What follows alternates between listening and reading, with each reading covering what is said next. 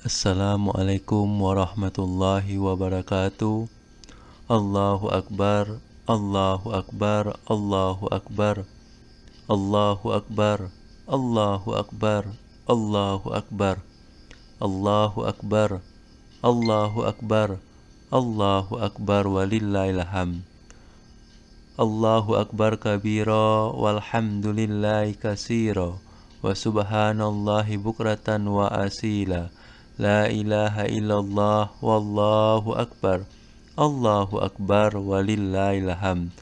Alhamdulillahillazi an'amana bi ni'matil imani wal islam wa nusallimu ala khairil anam sayyidina Muhammadin wa ala alihi wa sahbihi ajmain. Ashhadu an la ilaha illallah wahdahu la syarikalah wa ashhadu anna Muhammadan abduhu wa rasuluh. Allahumma salli wa sallim ala sayyidina Muhammad wa ala alihi wa sahbihi ajmain. Ya ayyuhallazina amanu taqullaha haqqa tuqatih wa la tamutunna illa wa antum muslimun. Allahu akbar, Allahu akbar, Allahu akbar, Allahu akbar walillahil hamd. Jamaah salat Idul Adha yang dimuliakan Allah, mulai dari tadi malam sampai pada pagi hari ini, suara kumandang takbir semakin menggema. Kalimat takbir, tahmid, tahlil terdengar begitu nyaring untuk mensucikan, memuliakan, membesarkan Allah Subhanahu wa Ta'ala. Hal ini tidak lain bertujuan untuk selalu meningkatkan ketakwaan kita kepada Allah Subhanahu wa Ta'ala. Allahu Akbar, Allahu Akbar, Allahu Akbar walillahil hamd. Jamaah salat Idul Adha yang dimuliakan Allah, ketika bulan Ramadan kita diperintahkan untuk melaksanakan ibadah puasa selama 1 bulan penuh dengan melatih kesabaran, ketabahan, kepekaan rasa, kesehatan jasmani dan rohani kita dengan tujuan mencapai ketakwaan kita kepada Allah. Maka sesungguhnya ibadah haji dan kurban juga bertujuan untuk menggapai ketakwaan kita kepada Allah. Jamaah salat Idul Adha yang dimuliakan Allah, pada saat ini kita berada di satu hari yang dimuliakan Allah, yaitu Idul Kurban, dan di 3 hari tasyrik, di mana pada hari ini dihalalkan oleh kita makanan dan diharamkan bagi kita untuk siam. Hari ini adalah hari yang bahagia, walaupun sisa-sisa penderitaan kita pasca COVID-19 belum juga sirna. Semoga Allah senantiasa melimpahkan rahmat-Nya kepada kita semua. Allahu Akbar, Allahu Akbar walillahil hamd. Pada hari raya Idul Adha ini ada 2 syariah yang telah diajarkan kepada kita semua melalui baginda Rasulullah tercinta sebagai tapak tilas dari perjalanan para nabi terdahulu dalam menjalani segala ujian yang diberikan oleh Allah Subhanahu wa Ta'ala untuk menjadi insan yang mulia. Syariat yang pertama adalah kurban dan syariat yang kedua adalah haji. Kedua syariat ini bertujuan untuk meningkatkan ketakwaan kita kepada Allah Subhanahu wa Ta'ala. Sesungguhnya Islam datang bukan di ruang yang hampa, namun Islam datang di tengah-tengah degradasi umat yang bobrok, yang ketika itu disebut masa jahiliyah. Masa jahiliyah bukanlah karena manusianya yang bodoh, tapi karena miskinnya akhlak, sehingga baginda Rasulullah SAW diperintahkan untuk menyempurnakan akhlak. Di antara miskinnya akhlak itulah mereka melupakan agama yang hanif yang dibawa oleh baginda Nabi Ibrahim alaihissalam untuk menyembah Allah, berkurban untuk Allah, berhaji untuk Allah. Justru mereka kembali menyembah berhala dengan meletakkan patung-patung Lata dan Uzza di sekitar Ka'bah meninggalkan ajaran Isa alaihissalam. Justru mereka menyembah Isa dan menganggap Isa alaihissalam sebagai Tuhannya. Allahu Akbar walillahilham. Ibadah kurban merupakan syariat pertama yang diajarkan di hari raya Idul Adha. Sebagaimana firman Allah Subhanahu wa taala, A'udzubillahi minasyaitonirrajim. Inna a'tainakal kausar. Sesungguhnya telah aku berikan kepadamu Muhammad surga Al-Kausar. Kalimat at-tayuti merupakan bentuk fi'il yang berarti memberi. Kalimat memberi biasanya adalah untuk sesuatu yang tidak banyak atas apa yang kita miliki. Begitu juga sesungguhnya Allah telah memberikan kenikmatan itu tidak banyak bagi Allah Subhanahu wa taala, namun sesungguhnya sangat banyak bagi kita. Dan salatlah atas nama Tuhanmu dan berkurbanlah. Allah telah memerintahkan kepada kita untuk solat dan berkurban. Solat yaitu perintah solat Idul Adha, dan berkurban pada saat Idul Adha dan hari-hari tasyrik.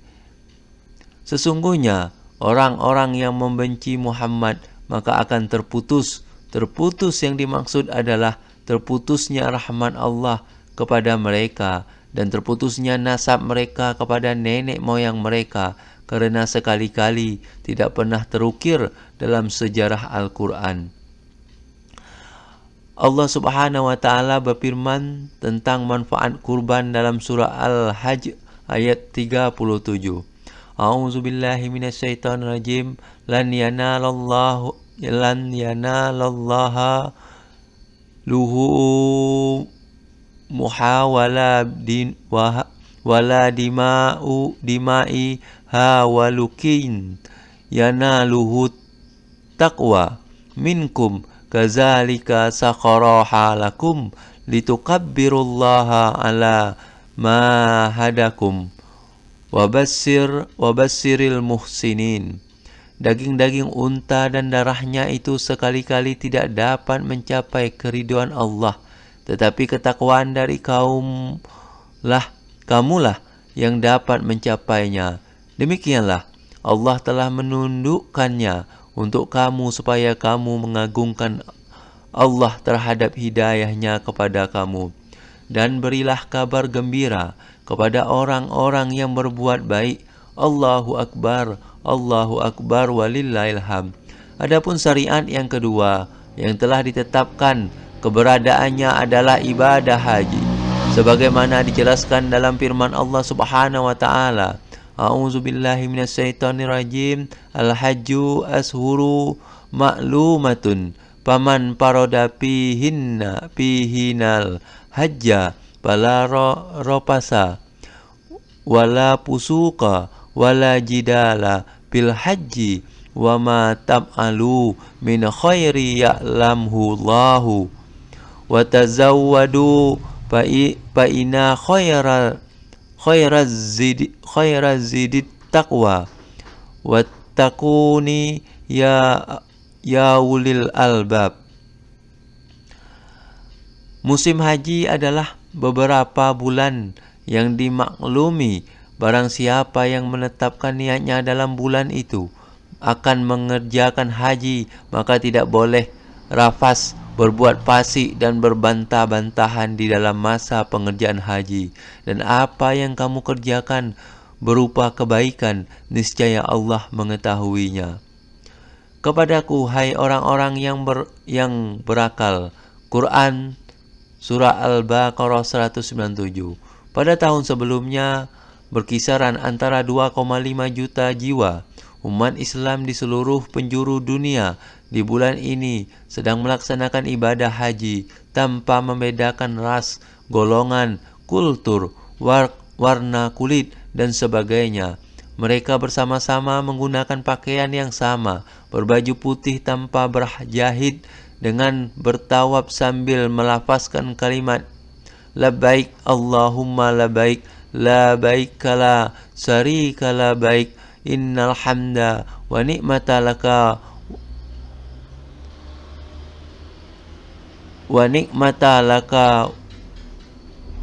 wa mulka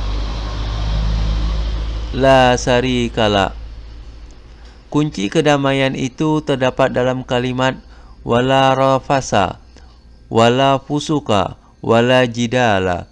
Namun pada saat ini harus tertunda dengan adanya wabah corona yang sedang melanda dan menggoncangkan dunia.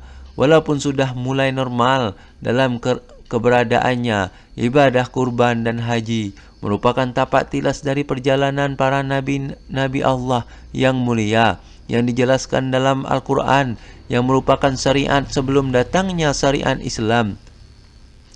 Jamaah sholat Idul Adha yang dirahmati Allah, tujuan disyariatkannya kurban dan haji adalah tercapainya kemaslahatan dan menghindarkan kemudaratan. Jika ditinjau, maqasid al-syariah adalah: 1. Menjaga agama, bertakbir, bertahmid, bertahlil, termasuk melaksanakan perintah Allah seperti menyembelih kurban. Melaksanakan haji adalah termasuk menjaga agama Allah. Pelaksanaan haji dan kurban adalah sesuatu yang tidak terbantahkan di kalangan ulama karena nasnya sungguh jelas perintahnya. Yang kedua, menjaga jiwa. Jiwa manusia selalu rakus akan urusan duniawi. Dengan berkurban dan dengan berhaji, maka sesungguhnya terpeliharanya dari sifat bakhil dan akan berwujud keikhlasan kepada Allah. Sehingga pada waktu kita melaksanakan haji, kita dilarang membunuh, berbuat kejahatan, fasik, berbantah-bantahan ketika melaksanakan ibadah haji. Kalau saja mereka tidak menjaga jiwa mereka, pasti akan terjadi perdebatan, pertikaian maupun perkara lain yang dapat mengancam jiwa. Yang ketiga, menjaga akal. Sungguh mulia pelaksanaan haji dan kurban ini karena dengan sangat tertib dilaksanakan. Misalnya pelaksanaan setahun sekali dan tidak setiap hari. Penyembelihan kurban yang telah ditentukan ukuran binatangnya. Misalnya kambing di atas 1 tahun. Jika akan kita tidak sehat, bisa saja kambing itu dibuat powel, giginya telah lepas, atau dikatakan sudah 1 tahun, padahal belum. Yang keempat, menjaga nasab. Dengan berkurban, sesungguhnya menjaga nasab, baik nasab binatang yang dikurbankan dengan ketentuan 1 tahun, misalnya kambing, maka akan menjaga dari kepunahan. Selain itu juga, sebagaimana dilaksanakan dalam surah Al-Kautsar, bahwa orang-orang yang mengolok-olok pada Nabi Muhammad termasuk umatnya, maka ia akan terputus dari rahmat Allah dan akan terputus dari nasab mereka sehingga tidak pernah tercatat dalam sejarah. Yang kelima, menjaga harta. Dengan kita berkurban, maka sesungguhnya kita teruji dari harta yang kita miliki. Harus kita kurbankan demi mengharapkan ketakwaan kita kepada Allah. Ada pelajaran besar di balik pelaksanaan haji dan kurban. Di antara hikmah yang dapat kita ambil adalah keteladanan Nabi Ibrahim alaihissalam yang secara demokrasi dan sabar menerima ujian dari Allah Subhanahu wa taala. Ketaatan Nabi Ismail yang dengan keikhlasannya karena Allah ia rela dikurbankan atau menjadi kurban, di mana orang-orang pada saat itu selalu mengorbankan binatang dan sejenisnya untuk Tuhan-Tuhan mereka. Dalam saat ini, ia diperintahkan, yaitu Ibrahim, sebagai khalifah, kekasih Allah yang kala itu mendapat fitnah terlalu cinta pada anaknya. Allah mengujinya dengan diperintahkan untuk menyembelih anak satu-satunya yang dilahirkan dari berpuluh-puluh tahun. Ia tidak memiliki anak. Itu pun ia kurbankan demi ketaatannya kepada Allah Subhanahu wa taala.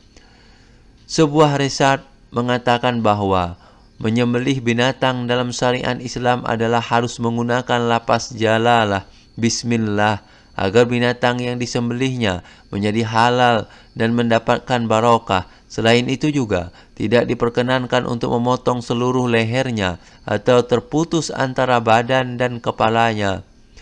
Ternyata ketika kepala dan badan tidak terputus ketika sakaratul maut, saraf otak masih dapat bekerja, menyutuh jantung untuk bekerja dan dapat menghembuskan darah keluar dari seluruh badannya, sehingga daging tersebut menjadi steril dari darah yang kemungkinan akan ada virus atau penyakit. Wallahu alam. Sebagai penutup, saya pribadi mohon maaf apabila ada salah baik yang disengaja ataupun tidak. Barakallahu li wa lakum fil Qur'anil azim wa nafa'ani wa iyyakum bima fihi min ayati wa zikril hakim wa taqabbala minni wa minkum tilawatahu wa innahu huwas samiul alim.